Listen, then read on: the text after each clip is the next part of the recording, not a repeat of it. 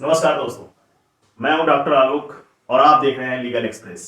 आज हम लोग इस वीडियो सेगमेंट में बात करेंगे all India bar council examination के 15वें संस्करण से लेकर 17वें संस्करण तक फैमिली लॉ के अंतर्गत क्या क्या क्वेश्चन पूछे गए हैं उनके बारे में हम लोग डिस्कस करेंगे। और निश्चित रूप से ये क्वेश्चंस आपको आपके आने वाले एग्जाम्स की तैयारी के लिए बहुत ही ज्यादा हेल्पफुल होगा। ऑल इंडिया बार एग्जामिनेशन में आप निश्चित रूप से इसमें सफलता पाएंगे अगर आप इन वीडियोस को जो मैं आपको दिखा रहा हूं उनको अगर आप लगातार देखते रहेंगे। तो आइए शुरू करते हैं।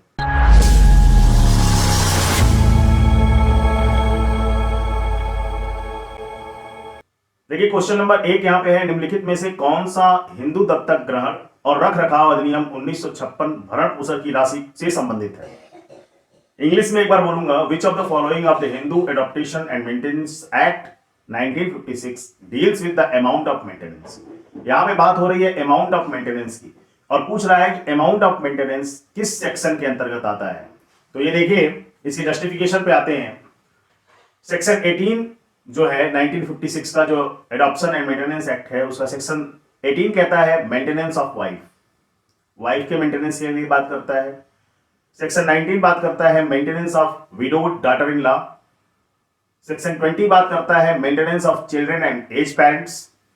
सेक्शन 21 बात करता है डिपेंडेंट्स डिफाइंड, किस तरह से डिपेंडेंट्स डिफाइंड होते हैं। और सेक्शन 22 कहता है मेंटेनेंस ऑफ डिपेंडेंट्स। डिपेंडेंट्स का क्या मेंटेनेंस है, कैसे मेंटेनेंस होगा, उसके बारे में यहाँ पे दिए हुए हैं चीजें। सेक्शन 23 कहता है अमाउंट ऑफ मेंटेनेंस। तो अमाउंट कितना होगा इसके बारे में बात सेक्शन 23 में की गई है। Section 24 claimant to maintenance should be a Hindu, इसके बारे में बात किया गया है। इसी तरह से 25 में amount of maintenance may be altered by on change of circumstances, इसके बारे में बात की गई है। तो यहाँ पे जिस जो क्वेश्चन हमारा पूछा हुआ है उस क्वेश्चन में अमाउंट ऑफ मेंटेनेंस की बात की गई है और अमाउंट ऑफ मेंटेनेंस हमारा एडॉप्शन एंड मेंटेनेंस एक्ट 1956 के सेक्शन 23 से डील होता है। तो इसका जो सही आंसर होगा वो होगा सेक्शन 23। देखिए क्वेश्चन नंबर 2 क्या कह रहा है, निम्नलिखित में से कौन सा कथन हिंदू विवाह अधिनियम 1955 के प्रयोजन के लिए गलत है। Which of the following statements is और false for the purpose of the Hindu marriage act 1955। 3 statement दिए हुए हैं और इन 3 स्टेटमेंट के बेसिस पे आपको 4 ऑप्शंस दिए गए हैं। पहला स्टेटमेंट है, it is assumed that a person who is not Muslim Santhal Christian. मतलब हिंदू कौन है, जो मुस्लिम नहीं है, संथाल नहीं है, क्रिश्चियन नहीं है। दूसरा है, a person who belong to the Lingayat subsect is assumed to be Hindu. और थर्ड आपका स्टेटमेंट है, a person who converted to another religion needs to follow local ritual customs for converting back to Hinduism. तो इसमें से कौन कौन से ऑप्शन सही हैं, कौन कौन सा स्टेटमेंट सही है, इसके बारे में हम लोग बात करेंगे। यहां देखिए, as per the section 2 clause 1A of the Hindu Marriage Act, any person who is a Hindu by religion in any of its form, including Virasiva, Lingayat, or a follower of Brahmo, Prarthana, Arya Samaj, the word including suggests that the list is not exhaustive. दूसरा statement दे रहा है, section 21B of Hindu Marriage Act lays down that any person who is Buddhist, Jain, Sikh is also considered to be Hindu. तो जो बुद्ध है, सिख है, जैन है, वो भी हिंदू में कंसिडर किया जाएगा। A person who will be considered to be a Hindu if the person is domiciled in the territories to which this act extends. और दूसरा इसमें दिया हुआ है, he she must not be a Muslim, Christian, Parsi or Jew. तो इसका जो सही आंसर होगा वो क्या क्या हो सकता है, वो आप देखिए। थर्ड वाली यहाँ पे जो है गलत है। पहला और दूसरा जो स्टेटमेंट दिया हुआ है बिल्कुल सही है कि जो पर्सन मुस्लिम, संथाल और क्रिश्चियन नहीं है वो हिंदू है। A person who belong to the Lingayat subsect वो भी हिंदू है। लेकिन यहाँ पे थर्ड जो दिया है, person who converted to another religion needs to follow local ritual customs for converting back to Hinduism. तो ऐसा हिंदुइज्म में ऐसा कोई भी प्रोसीजर नहीं है जिसके थ्रू वो रिचुअल कस्टम्स को फॉलो ही करे तभी वो बैक हो सकता है। तो यहाँ पे 3 गलत है, बाकी दोनों स्टेटमेंट सही है। क्वेश्चन नंबर 3, निम्नलिखित में से किस तारीख को हिंदू विवाह अधिनियम 1955 लागू हुआ। तो केवल तारीख आपसे पूछा है और तारीख में ये बताना है कि Hindu marriage act 1955 came to operation, कब आया ये हमारे सिस्टम में। तो ये इसकी तारीख है 18 मई 1955।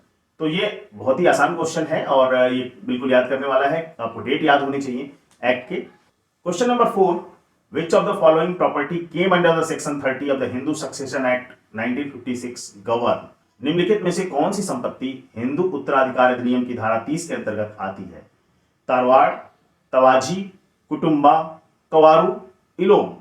तो ये जो सारे हैं वो सब जो है हिंदू सक्सेशन एक्ट के सेक्शन 30 में आते हैं। तो ये इसका पूरा एक्सप्लेनेशन है, आप इसको आराम से पढ़ लीजिए। मैंने एक्सप्लेनेशन यहाँ पे खोज लिया है और खोजकर आपको दे दिया है। तो ये सब जो हैं वो आपके हिंदू सक्सेशन एक्ट 1956 के अंतर्गत गवर्न होते हैं। क्वेश्चन नंबर 5, हिंदू विवाह अधिनियम 1955 याचिका जिसमें दाम्पत्य अधिकार की पुनर्स्थापना की डिक्री पारित की गई हो ताकि तलाक की डिक्री के लिए अदालत में आवेदन किया जा सके, यह दर्शाकर कि विवाह के पक्षों के बीच दाम्पत्य अधिकारों की कोई पुनर्स्थापना नहीं हुई, डिक्री पारित होने के बाद 1 वर्ष या उससे अधिक की अवधि के लिए। तो यहां पे पूछ रहा है कि द हिंदू मैरिज एक्ट 1955 और बीच में गैप दिया हुआ है, तो इन ऑप्शन में से कोई एक चीज यहां पे फिट होगी। Does not permit any party to do that petition in which a decree. तो क्या ऐसा हो सकता है? तो आइए इन ऑप्शंस को देखते हैं कि जो degree of restitution of conjugal rights है उसके बारे में क्या बात की गई है। तो सबसे पहले जस्टिफिकेशन देखते हैं। तो यहां पे देखिए क्या है, the restitution of conjugal rights is a type of relief provided to spouses in distress in the institution of the marriage by law. Section 9 of the Hindu Marriage Act 1955 provides for the restitution of conjugal rights. तो यहाँ पे section 9 के बारे में बात की गई है जिसमें किसी भी शादी को बचाने के लिए जो है कॉन्जुगल राइट्स दिए गए हैं और ये अदालतें भी ये चाहती हैं कि कोई भी दाम्पत्य जीवन इतनी आसानी से टूट ना जाए, तो उनके पुनर्स्थापना के लिए वहां पे समय दिया जाता है कि आप इसके लिए करें और दोनों पार्टी में से कोई भी सेक्शन 9 दाखिल कर सकता है। तो यहां पे सही ऑप्शन इसका क्या होगा? सही ऑप्शन होगा the Hindu marriage act 1955 does permit any party to that petition in which a decree of restitution of conjugal rights has been passed to apply to the court for the decree of divorce by showing that there has been no restitution of conjugal rights as between parties of marriage for a period of 1 year or upward after passing of the decree। तो यहाँ पे कोई भी party जो है petition डाल सकती है। क्वेश्चन नंबर 6 कह रहा है the commission of the offence under the prohibition of the child marriage act 2006 are. बाल विवाह प्रतिषेध अधिनियम 2006 के अंतर्गत अपराध कैसे अपराध होते हैं? कॉग्निजेबल एंड बेलेबल होता है, non cognizable and non bailable होता है, कॉग्निजेबल एंड नॉन बेलेबल होता है या नॉन कॉग्निजेबल एंड बेलेबल होता है। तो आइए इसके जस्टिफिकेशन के बारे में हम लोग बात करते हैं। तो section 15 in the prohibition of child marriage act 2006 कहता है offences to be cognizable and non bailable.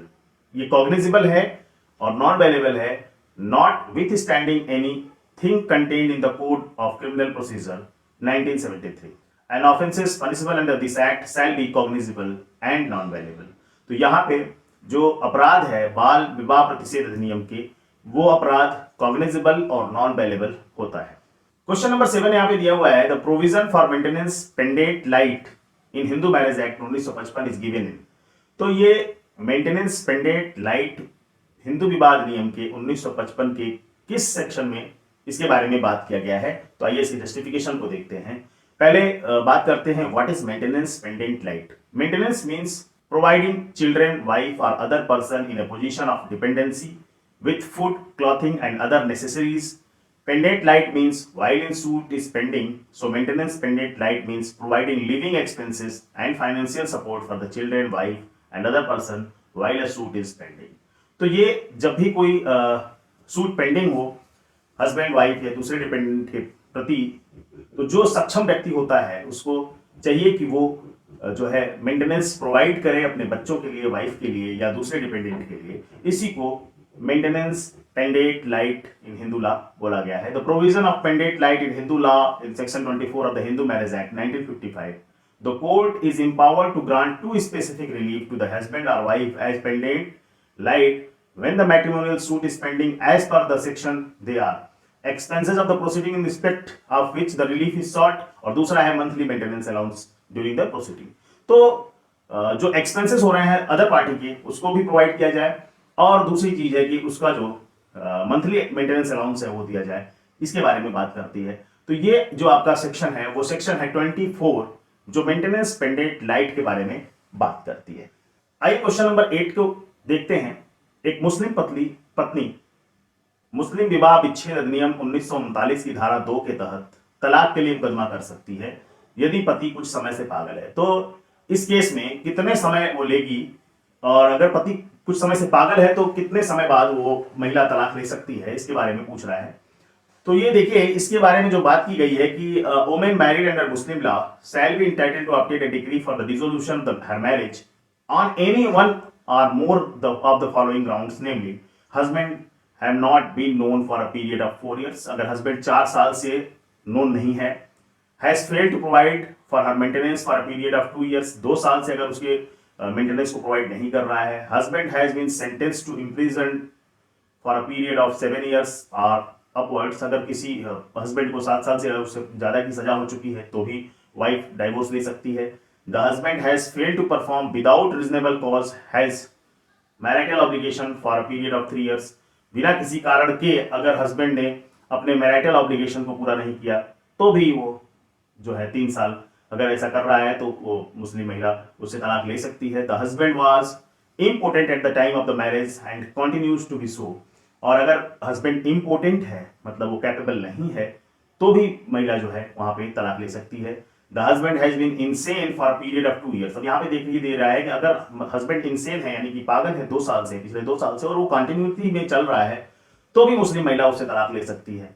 C attend the age of 15 years, repudiate the marriage before attaining the age of 18 years, तो अगर महिला जो है एज ऑफ 15 years को attend कर लेती है और before attaining 18 years of age, वो भी डिग्री के लिए जो है तलाक की डिग्री के लिए केस कर सकती है।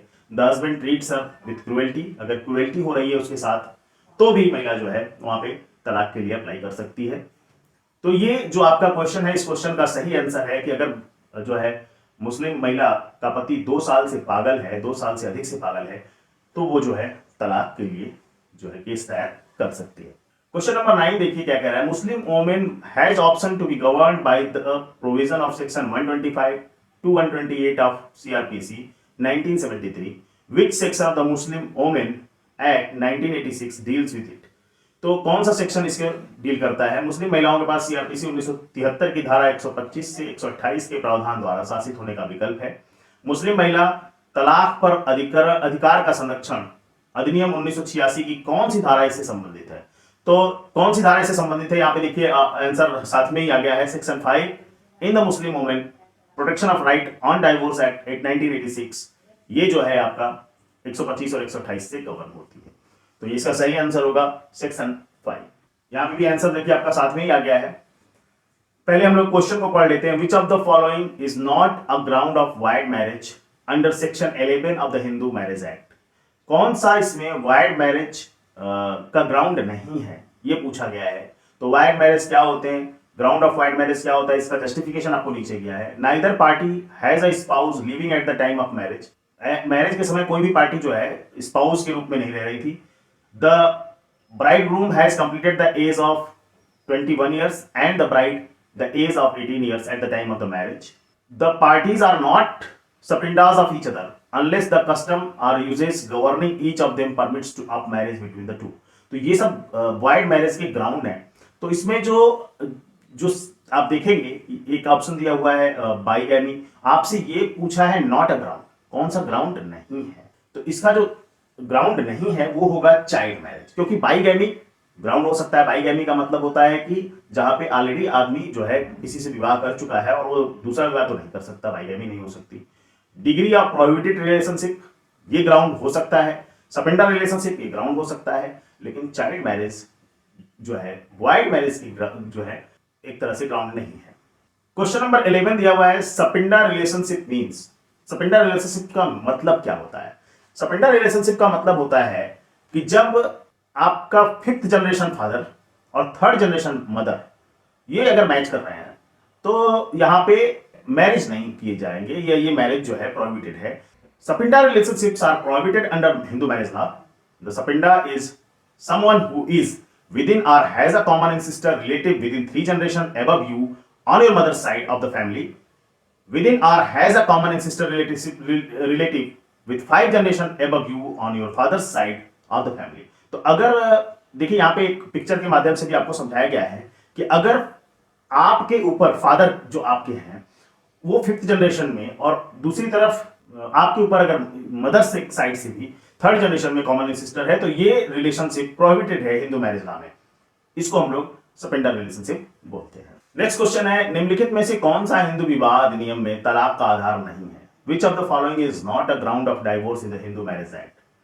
पहला है मेंटल डिसऑर्डर, दूसरा है venereal disease is communicable form, incurable unsound mind, living separately for less than 3 months।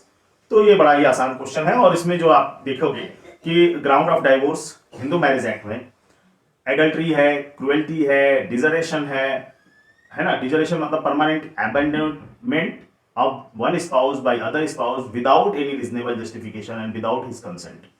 Conversion हो गया, अनसाउंडनेस ऑफ माइंड हो गया, लेप्रोसी हो गई, वेनरल डिजीज हो गया, रीयूनिशिएशन हो गया, प्रिजम्पशन ऑफ डेथ हो गया, म्यूचुअल कंसेंट हो गया। तो ये सब ग्राउंड बन सकते हैं, लेकिन living separately for less than 3 months ये कोई ग्राउंड नहीं है कि आप डाइवोर्स इस ग्राउंड पर ले सकते हैं। Question number 13, Indian Christian can obtain divorce under which of the following enactments? तो भारत के अंदर जो इंडियन क्रिश्चियन है वो किस एक्ट के थ्रू डाइवोर्स अप्लाई कर सकते हैं? The Indian divorce act 1869 regulates the law relating up to divorce of a person professing the Christian religion। तो ये जो आपका है इंडियन डाइवोर्स एक्ट यहाँ पर क्रिश्चियन के डाइवोर्स के लिए जो है लागू होता है, इंडियन डाइवोर्स एक्ट 1869। देखिए क्वेश्चन नंबर 14 में क्या पूछा हुआ है, the section 12 of the Hindu maintenance and adoption act 1956 deals with, और यहाँ पे पहला ऑप्शन आपको दिया हुआ है right of adoptive parents to dispose of their properties, दूसरा है effect of adoption, presumption as to document relating to adoption और कैंसिलेशन ऑफ एडॉप्शन। तो under section 12 of the Hindu adoption and maintenance act 1956 an adopted child shall be deemed to be the child of his or her adoptive father or mother for all purpose with effect from the date of adoption। यहाँ पे इसका मतलब होगा effect of adoption. ठीक है, हिंदू भरण पोषण एवं दत्तक ग्रहण अधिनियम 1956 की धारा 12 किससे संबंधित है? वो धारा 12 संबंधित है इफेक्ट ऑफ एडॉप्शन से। This is all about the questions which is asked from the family law in the AIB examination. तो निश्चित रूप से ये क्वेश्चंस जो मैंने आपको यहाँ पे बताए हैं ये आपके आने वाले एग्जाम में आपको हेल्प करेंगे। अगर आपको वीडियो अच्छा लगा तो आप लाइक करें और चैनल को सब्सक्राइब करें। धन्यवाद।